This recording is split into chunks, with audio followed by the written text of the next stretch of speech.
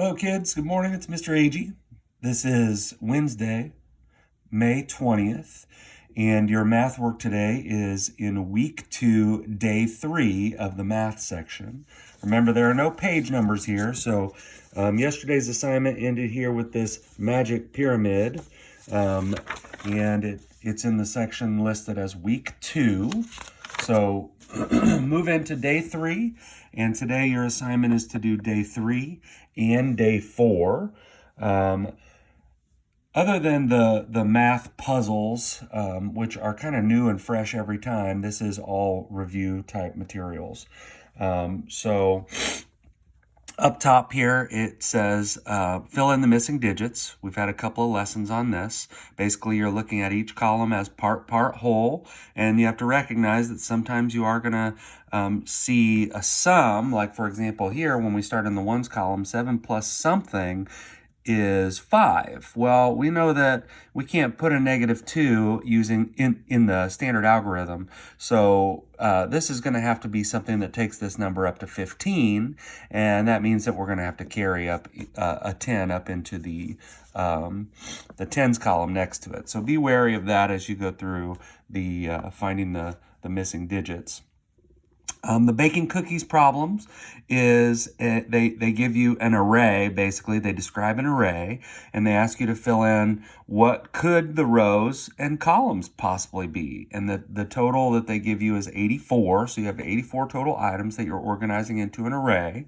And we know that the number of rows and the number of columns, it represents the factors that lead to the product, which is the total. So you're looking to factor the number 84, which is something we have done in class.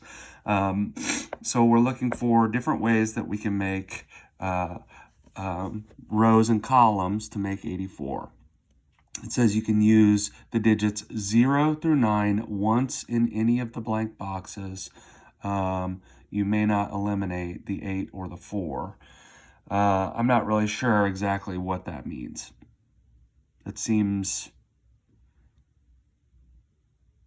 okay. So they're giving you a specific parameter for your response to not use any digit twice. If I were you, I wouldn't worry about that part. I would just ignore it. Find all the possible answers to factor 84. Now, they are talking about putting cookies into an oven, and they would be very, very, very, very small cookies in most ovens if it was a 1 by 84 array. That would be a very, very long array. But it is one example of what you could do. I'd say probably the closer to a square you can get would be the reality of what makes sense. In the next problem, I haven't figured out the solution yet, but I will. We've got two positive numbers. I'm thinking of two positive whole numbers that multiply to 1,000, neither of which contain the digit 0. So I've come up with lots of ways to multiply two numbers to get to 1,000, but almost all of them so far that I've thought of have the digit 0. But once you come up with the numbers, you have to figure out, okay, well, what do those two numbers add up to? That's how you actually answer the question. What's the sum of the two numbers that you come up with that multiply to 1,000?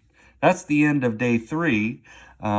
Also, we've got day 4 here that starts with the telling time problem. You're going to use your skills, your hour hand, minute hand skills, to write the time shown on each clock. It's down to the minute.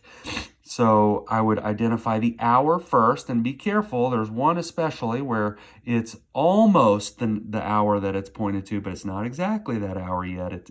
So you got to be careful, but the hour goes to the left of the colon, and the exact minute goes to the right of the colon. Okay, moving forward. We've got a pattern here. Below is a pattern of squares in steps 1 through 3. Draw what you think step 4 might look like. Label how many squares are in each stage. So step 1, step 2, step 3. It asks you to draw what you think step 4 is going to look like. And it also asks you to label the number of squares in each stage of the pattern. And the last thing that you have to do is a noticing activity. You have a separate piece of paper, a column for what is the same and what's different between these two pictures. So we've got a picture on the left, picture on the right. You're going to say some things about what is the same in each picture and some things about what is different. It's just kind of developing your noticing skills and also your ability to describe things in using words and writing. And that's math for today, guys. If it's too much for you to do all in one day, spread it out over a couple of days and put day 5 off to the next day. But remember, we're shooting for getting the whole week done before the next week starts. So you can manage your time however you choose in finishing these problems. And please don't forget, if you have any trouble and you're really stuck and you can't find the help that you need, call, text, or email, and we can set something up. I miss you, and good luck. I'm signing off.